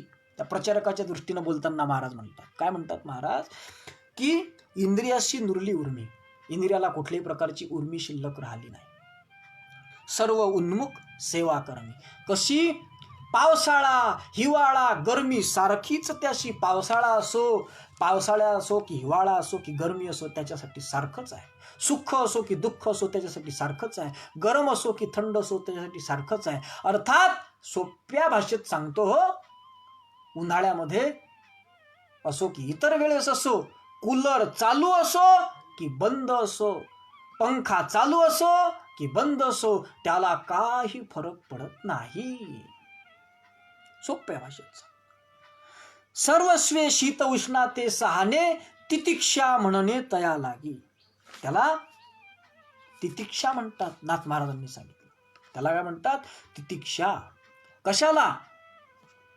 सर्व शीत उष्णाधिक जे आहे, सुख दुःखाधिक जे आहे, यांना समान मानणे, याला म्हणतात तितिक्षा. स्वानंद सुखनिवासी सुदामदादांनी फार त्यांच्या सिद्धपंथामध्ये साधकांना सोय करून दिलेली आहे. साधकांकरता सोपी व्याख्या त्यांनी केल्या. ते म्हणतात की सुख दुःख येती जाती नाना, साहिजे समचित्ते तयांना, तितिक्षा या नामा विधाना ओळखी हे. जे येतात, सुख येतात, दुःख येतात, पण शास्त्राचा सिद्धांत आहे सुखस्यानंतरम दुःखम, दुःखस्यानंतरम सुखम, न नित्यम लभते सुखम, न नित्यम लभते दुःखम. नित्य सुखही मिळत नाही आणि नित्य दुःखही मिळत नसते. म्हणून सुख आलंय ना, दुःख नंतर येणारच आहे, हे लक्षात घ्यायचं. आणि दुःख आलं ना, लक्षात घ्यायचं काही दिवसानंतर सुख होणारच आहे. हे मनाशी अशी खून गाठ बांधणे, याला म्हणतात खऱ्या अर्थानं तितिक्षा. आता पाचवा जो धर्म आहे, तो पाचवा कोणता आहे? त्याला म्हणतात श्रद्धा. श्रद्धा म्हणजे श्रद्धा नावाची मुलगी नव्हे. मग श्रद्धा कशाला म्हणतात? तर श्रद्धेच्या संबंधानं आचार्यांचं मत असं आहे की गुरु वेदांत वाक्येषु विश्वासः. गुरुच्या वाक्यावरती आणि वेदांत वाक्य म्हणजे वेदांताचे वाक्य कोणते आहेत? वेदांत वाक्य म्हणजे अयम आत्मा ब्रह्म, अहम ब्रह्मास्मी, तत्वम असी, नाही काय? हे जे वेदांत वाक्य आहे, याच्यावरती श्रद्धा असणे, याच्यावरती निष्ठा असणे, आणि सोबत गुरुच्या वाक्यावरती, नाही का, तयांचे शब्द ऐकावे, मणी मुरवून स्थिर व्हावे, तरीच पद मोक्ष टिपा, किंवा तेथे ठेवून विश्वास. संतांच्यावरती विश्वास ठेवावा, गुरुवरती विश्वास असावा, गुरुच्या वाक्यावरती विश्वास असावा. आता त्या सगळ्या गोष्टी विस्तारानं दृष्टांतपूर्वक पटवून देण्याकरता माझ्याकडे पुरता वेळ शिल्लक नसल्यामुळे मी त्या भानगडीत पडत नाही. परंतु श्रद्धा त्याला म्हणतात की वेदांत वाक्यावर आणि श्री गुरूंच्या वाक्यावरती निष्ठा असणे, विश्वास असणे, त्याला खऱ्या अर्थानं श्रद्धा म्हणतात. आणि या श्रद्धेच्या दृष्टीनं सिद्धपंथामध्ये फार सुंदर ओवी आलेली आहे. ते म्हणतात की सद्गुरू आणि सत्शास्त्र वचना, मनी दृढ सत्य भावना, श्रद्धा नाम तया जाणा विश्वासेशी. त्याच्यावरची जो दृढ विश्वास असतो, अटल हो निष्ठा सबसे बडकर. न होत गुरुची पूजा, या श्लोक मला म्हणतात की नाही, पूजा गुरुची होतचे वचनी त्यांची भावना, तसेच जगी वागणे जरी प्राण जाईश. अर्थात कदाचित जीव जरी द्यायची वेळ आली तरी सुद्धा त्यांच्या ठिकाणी इतकी त्यांच्या वाक्यावरती श्रद्धा असली हवी, निष्ठा असावी, की आरुणीची गोष्ट आपण पुराणामध्ये ऐकली असेल, नाही काय? धौम्य ऋषीचा शिष्य आरुणी, त्याची किती निष्ठा. किंवा मागं मी कोणत्या तरी पेजवरती गुरुच्या निष्ठेच्या बाबतीत आपले जिबूजी सद्भक्त जिबूजी शेंडे यांचं उदाहरण दिलं होतं. तितकी श्रद्धा असावी, तितकी निष्ठा असावी गुरूंच्या वाक्यावरती, वेदांत शास्त्राच्या ग्रंथांच्या वाक्यावरती. तुमच्या आमच्याकरता जर ग्रामगीता नामक ग्रंथ हा सर्वस्व तुमचं असेल, तुमच्या हृदयाचा ठाव घेणारा ग्रंथ जर ग्रामगीता असेल ना, तर ग्रामगीतेच्या एका अक्षरावरती तुमची इतकी श्रद्धा असावी, इतकी निष्ठा असावी, की जीव गेला तरी बेहत्तर, परंतु ही ग्रामगीता सांगते तेच खरं आहे. ही इतकी श्रद्धा तुमची असावी, इतकी निष्ठा तुमची असावी. शोकांतिका महाराज आम्ही ग्रामगीतेला मानतो पण ग्रामगीतेतलं मानत नाही. शोकांतिका आम्ही राष्ट्रसंतांना मानतो पण राष्ट्रसंतांचं मानत नाही. ही शोकांतिका आहे. प्रयत्न करू आपण ते दूर करण्याचा. असं त्याला श्रद्धा असं म्हणतात. आणि शेवटचं जे आहे त्या षट संपत्तीमधलं 6वं जे धर्म आहे ते आहे समाधान. आणि समाधानाच्या बाबतीत आचार्यांचं मत असं आहे चित्त एकाग्रता, चित्ताची एकाग्रता. नाही काय, लीन व्हावे चित्त श्री गुरु चरणात तेची समाधाना प्राप्त झाला असं नाथ महाराज सांगतात. आणि सिद्धपंथाने त्याला आणखीन सुलभीकरण त्याचं केलेलं आहे की सत्यबोध मनी धरून राहावे तच्चिंतनी निमग्न न दंडोळी कोठे मन ते समाधान जानपा. मन कुठंच जाऊ नये, मन स्थिर असावं. कुठं? एकाच तत्वचिंतनामध्ये, आत्मचिंतनामध्ये स्थिर असावं. किती स्थिर असावं? ते तिकडे इतकं लागलेलं असावं जसं आपले 2 शत्रू, आपले 2 वैरी आपल्या बाबतीत काहीतरी बोलत आहेत आपल्या विरोधात, आणि ते काय बोलत आहेत हे माहीत करून घेण्यासाठी जसं आपण चित्ताची एकाग्रता करून आपले कान तिकडं लावून पूर्ण निष्काम होऊन ते आपलं काय बोलत आहेत ते बारीक बारीक जरी बोलत असले तरी आपल्या कानानं ऐकू आलं पाहिजे अशी व्यवस्था करून तिकडे आपण लक्ष केंद्रित करत असतो ना, तितकं लक्ष केंद्रित करणं महत्वाचं असते. त्याला म्हणतात समाधान. अर्थात तितकी चित्ताची एकाग्रता असणे, त्यावेळेस जेवढी एकाग्रता असते तेवढी असणे त्याला म्हणतात समाधान. आणि या 6 गोष्टी हा 3रा टप्पा आहे. आणि 4था टप्पा शिष्य होण्याकरता, शिष्याचा अधिकार प्राप्त करून घेण्याकरता जो आवश्यक असतो ना मित्र, त्यालाच खऱ्या अर्थानं मुमुक्षुता असं म्हटलेलं आहे. मुमुक्षुता अंगी बाणावी महाराजांच्या ग्रंथामध्ये आलेला आहे. आणि म्हणून जो मुमुक्षु होतो, मुमुक्षु म्हणजे काय? मुमुक्षु या शब्दाची व्युत्पत्ती करत असताना काय म्हणतात शास्त्रकार? मोक्षो मे भूयादितिच्छा. अर्थात मोक्ष प्राप्त करून घेण्याची तीव्र इच्छा ज्याच्या ठिकाणी असते, जन्म मरणाच्या दुःखातून कै उद्धार पावेण, कै कृपा करील नारायण, ऐसे तुम्ही सांगा संत जन, करा समाधान मन माझे. त्याला म्हणतात मुमुक्षुता. ही मुमुक्षुता असली पाहिजे. नाही काय, कशाला म्हणतात मुमुक्षुता? सिद्धपंथाने त्या मुमुक्षुत्वाच्या व्याख्येचं सुलभीकरण केलेलं आहे. काय म्हणतो सिद्धपंथ म्हणतो त्वरित तुटावा संसार दारुण, मिथ्या व्हावे निर्बंधन, ऐसी इच्छा हे साधन, चौथे जाण मुमुक्षुत्व. काय म्हणतात? दारूण संसार तुटावा असं त्याला वाटते. दारुण म्हणजे दारू प्यावं आणि दारू पिल्यानंतर मग संसाराचं काही भान राहत नाही असा याचा अर्थ मात्र कुणी करून घेऊ नये. दारुण म्हणजे भयंकर, अत्यंत, अर्थात आत्यंतिक दुःखाची निवृत्ती व्हावी एवढ्यावरच नाही, तर आत्यंतिक दुःखाच्या निवृत्तीसह परमानंदाची प्राप्ती व्हावी अशी जी तीव्र इच्छा असते तिला मोक्ष असं म्हणतात. त्यालाच वेदांत शास्त्रामध्ये अनिष्टाची निवृत्ती आणि इष्टाची प्राप्ती असं म्हटलं आहे. वेदांताचा सिद्धांत आहे तो. आणि म्हणून अनिष्टाची निवृत्ती होऊन इष्टाची प्राप्ती होण्याची, करून घेण्याची तीव्र इच्छा तिला मुमुक्षु असं म्हणतात. नाही काय? आणि ही इच्छा प्राप्त होणे त्याला म्हणतात मुमुक्षुत्व. या 4 गोष्टी ज्याच्या ठिकाणी असतात त्या 4 गोष्टी ज्याच्या ठिकाणी एकवटल्या आहेत ना, ज्या पारमार्थिकाच्या ठिकाणी, तोच खऱ्या अर्थानं शिष्य होण्याचा अधिकारी आहे. त्याला म्हणतात उत्तम शिष्य. ग्रामगीतेची जी ओवी मगाशी आपण पाहिली, जो स्वयं उत्तम शिष्य झाला तो उत्तम शिष्य त्यावेळेस होत असतो ज्या वेळेस खऱ्या अर्थानं तो या 4ही लक्षणांनी युक्त असतो, साधन चतुष्टय संपन्न असतो. तोच खऱ्या अर्थानं खरा शिष्य होत असतो. साधन चतुष्टय संपन्न तोची पावे गुरुखून असं नाथ महाराज सांगतात. आणि मग हा जो साधन चतुष्ट संपन्न आहे, हा साधन चतुष्ट संपन्न शिष्य झाला की मग त्याशी गुरुही लाभे भला, असं ग्रामगीता म्हणते. जो स्वयं उत्तम शिष्य झाला त्याशी गुरुही लाभे भला. जो स्वतः उत्तम शिष्य होतो त्याला भला गुरु लाभतो. आता भला गुरु म्हणजे काय?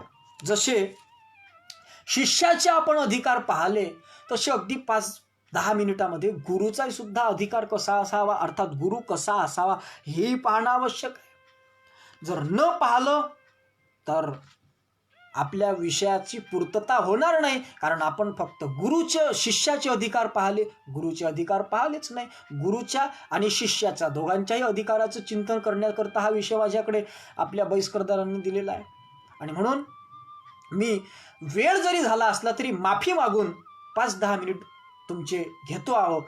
मला तुम्ही त्याकरता माफ करावं मोठ्या अंतःकरणानं, अशी एक विनंती करतो. आणि सांगतो की जसे शिष्य आहे, ज्ञान ग्रहण करण्याकरता शिष्य लायक असावा लागतो, त्याचप्रमाणे गुरु सुद्धा उपदेश करण्याकरता लायकीचा असावा लागतो. कारण लाखो गुरु है जगत में, पर एक भी नहीं काम का. विश्वास त्या गुरुवर ठेवा जो खास की पहचान दे, ऐसे गुरु पर जान दे. कारण या समाजामध्ये चमके स्वये हिरा म्हणून नकली निघाले काचही, त्या संत पुरुषा पाहुनी नकली निघाले संतही. स्फूर्ती तरंगामध्ये महाराजांनी सांगितलंय, हिरा चमकतो म्हणून काच सुद्धा निघाले हिऱ्यासारखे चमकणारे, त्याला पॉलिश देऊन लोक तुम्हाला भंडवत असतात. तसे संत, जे वेश संतांचा असतो तो संतांचा वेश धारण करून समाजाला भंडवणारे लोक काही कमी नाही आहेत.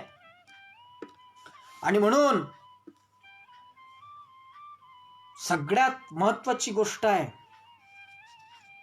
जर तुम्हाला आपण भंडलो नाही पाहिजे, त्यांच्या आहारी गेलो नाही पाहिजे असं जर वाटत असेल तर ते गुरु सुद्धा आपण जाणून घेतले पाहिजे, ओळखून घेतले पाहिजे. हा एक महत्वाचा भाग आहे. बरं, हे लक्षात घ्या, हाही भाग अत्यंत महत्वाचा आहे. महाराजांनी जो स्वयं उत्तम शिष्य झाला म्हटलं की नाही, त्याच्या अगोदर एक ओवी लिहिली आहे ग्रामगीतेमध्ये, फार सुंदर आहे. ती काय म्हणते? आसक्तीने लोभी न व्हावे तर मुमुक्षुत्व अंगी बाणवावे.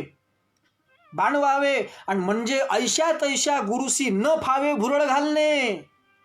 मग ऐसा तसा जो गुरु असन तो तुमच्यावर भुरळ घालू शकत नाही.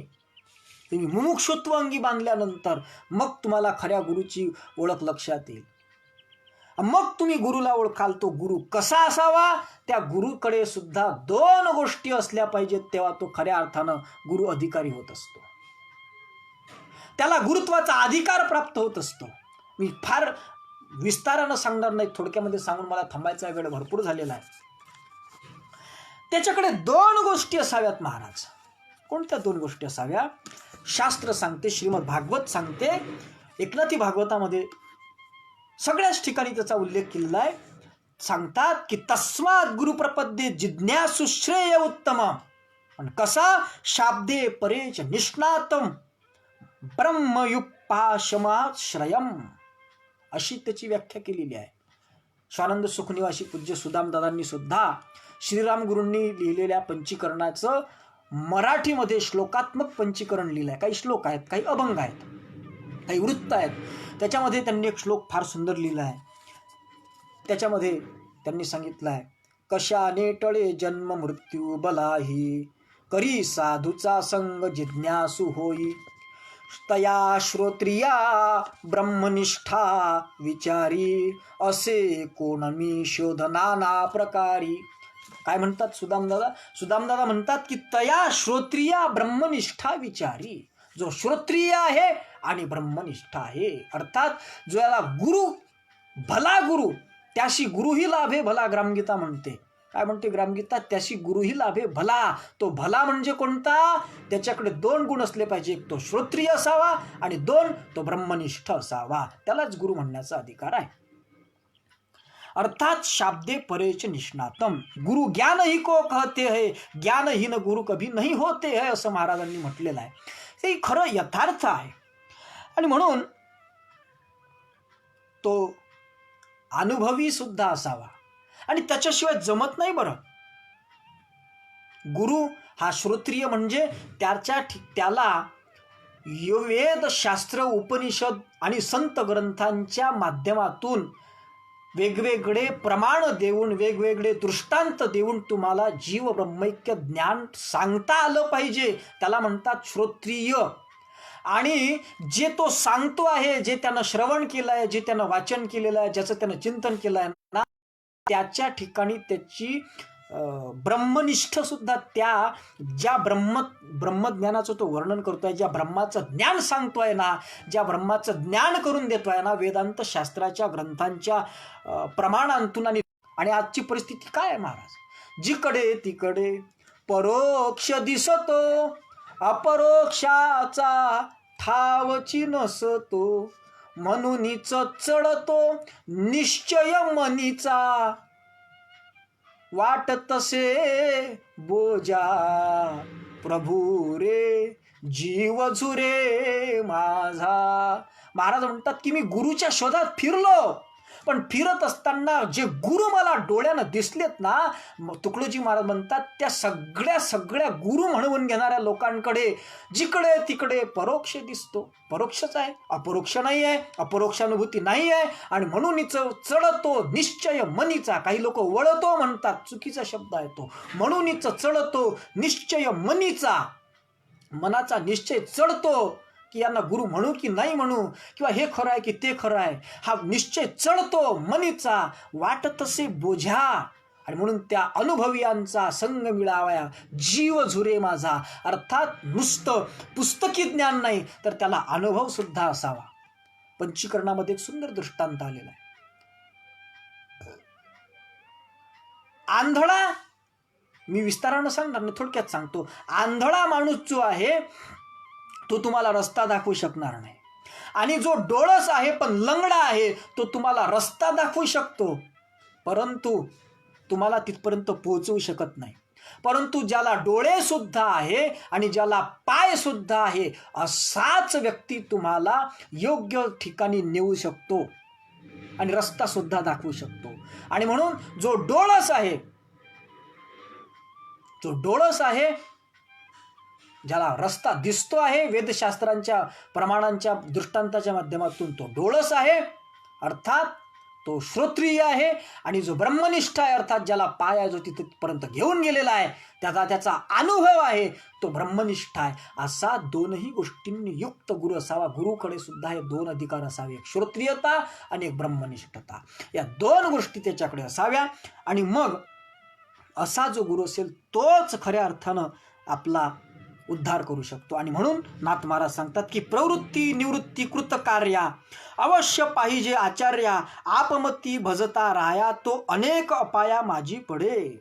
तो जो गुरु आहे ना, तो दोन्हीकडे असला पाहिजे, नाही तर मग जमत नाही. तो दोन्ही असला पाहिजे, श्रोत्रिय आणि ब्रह्मनिष्ठ दोन्ही त्याच्याकडे असावे. आणि म्हणून शास्त्रादि पढ़ते रहो, या मुख से ईश्वर कहो, कुछ नहीं बनता जहाँ तक दिल कपट घट में रहा. या दृष्टीनं आपली वाटचाल असली पाहिजे. नाही तर मग बरेच लोक आहेत, करुणिया पुस्तके गोडा, त्या गुरुला शरण गेल्याशिवाय, अशा श्रोत्रिय ब्रह्मनिष्ठ गुरुला शरण गेल्याशिवाय जीव ब्रह्मैक्य ज्ञान प्राप्त होऊ शकत नाही. आणि जोपर्यंत जीव ब्रह्मैक्य ज्ञान प्राप्त होऊ शकत नाही तोपर्यंत मोक्षाची व्यवस्था नाही. आणि म्हणून महाराजांनी सुद्धा सांगितलं, बरेच आपण जर आपल्या भरोशावर करतो म्हटलं, गुरुची श्रोत्रिय ब्रह्मनिष्ठ गुरुचा सहकार्य न घेता स्वतःच्या भरोशावर जर करतो म्हटलं, तर आपणची हे काही करावे, तरी मग मार्गी अडूनी राहावे. सद्गुरु वाचुनी सोय मिळेना, चुकेल अंदाजा, प्रभू रे जीव झुरे माझा. अंदाज चुकू शकतो, म्हणून गुरुची आवश्यकता आहे. काही लोक म्हणतात की आम्ही पुस्तके वाचून करू शकतो, जमत नाही. महाराज म्हणतात, करुणिया पुस्तके गोळा, पढताची खोविली वेळा, अंतरला जगदूत पाळा, हर अज्ञाना पामरा, यमतो बांधी कासरा, कर्मठा कर्म हे सोडी, ईश्वर जोडी आसरा. आणि त्याच्याकरता महाराजांनी स्पष्ट सांगितलं, नच शरण कुणाशी गेला, नच लीन कुणाला झाला, तो व्यर्थ जगी या मेला, गायी चुकली वासरा, यमतो बांधी कासरा. आणि म्हणून कुणाला तरी शरण गेलं पाहिजे, कुणाच्या तरी ठिकाणी लीन आपण झालो पाहिजे. आणि तो ज्याच्या ठिकाणी लीन होतो आहे तो कसा असावा? ज्यावं उन्हीं की शरण में जो सत्य दिखाए. आणि सत्य तोच दाखवू शकतो जो श्रोत्रिय आणि ब्रह्मनिष्ठ गुरु असतो तो. हा महत्वाचा भाग आहे. आणि म्हणून असे जे श्रोत्रिय ब्रह्मनिष्ठ गुरु असतील, भगवान गोपाल श्रीकृष्ण त्या उद्धवाला सांगतात, अरे उद्धवा, आतापर्यंत जो मी तुला शिष्याचा अधिकार सांगितला तो शिष्याचा अधिकार प्राप्त केल्यानंतर या 2 अधिकारांनी युक्त जो गुरु असेल त्या गुरुकडे जावं. आणि काय करावं गुरुकडे जाऊन? तर उद्धवाला सांगतात तेच जे भगवंतांनी अर्जुनाला श्रीमद भगवद्गीतेमध्ये सांगितलं आहे. काय सांगितलं? तद्विधी प्रणिपातेन परिप्रश्नेन सेवया उपदेक्षन्ति ते ज्ञानम ज्ञानिनस तत्वदर्शिनः. तद्विधी प्रणिपातेन, योग्य विधीनुसार त्यांना प्रणिपात केल्या जावा, त्यांना नमस्कार केल्या जावा. तद्विधी प्रणिपातेन परिप्रश्नेन, त्यांना काही प्रश्न विचारावे. मी कोण, जीव कोण, ब्रह्म कोण, माया कोण, विश्व कोण, मी कोण, याचे मुळात एक पण ओळखी होता. हे जी ग्रामगीतेमध्ये महाराजांनी प्रक्रिया लिहिली आहे, हे प्रश्न त्यांना विचारावे. मी कोण आहे, माझे कोण आहे, जीव कोण आहे, ब्रह्म कोण आहे, माया कोण आहे, जग काय आहे, हे प्रश्न त्या गुरुला विचारावे. परिप्रश्नेन सेवा, आणि सेवा करावी त्यांची. आणि मग उपदेक्षन्ति ते ज्ञान ज्ञानी तत्व, मग ते जे श्रोत्रिय ब्रह्मनिष्ठ गुरु असतील ते नंतर तुम्हाला उपदेश करतील, नाही का? तनु मन जीवे चरणाशी लागावे, अग्रवता करावे दास्य सकळ, मग अपेक्षिता आपुले तेही सांगतील पुसिले, जेने अंतःकरण मोदले. ज्ञानेश्वर महाराजांनी काय सुंदर वर्णन केलं आहे. त्याच्या ठिकाणी तनु मन जीवे चरणाशी लागावे. तन मन धन, नाही का?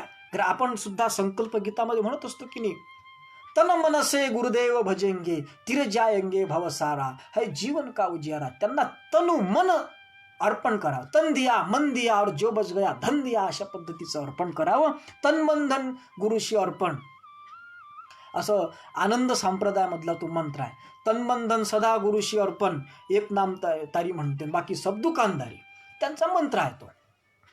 आणि म्हणून सद्गुरु ज्ञानाविन सुख का नाही, का भ्रमस्तोषी उगा असं म्हणतात. किंवा सत्संगाविन ज्ञान कुणाला झाले हे कळले न आम्हाला, कोण तरील ऐशा अंदाजे, नाही काय, अवगुण कानीनं घ्या गुरु माझी. आणि म्हणून या पद्धतीनं त्या गुरुला शरण जावं.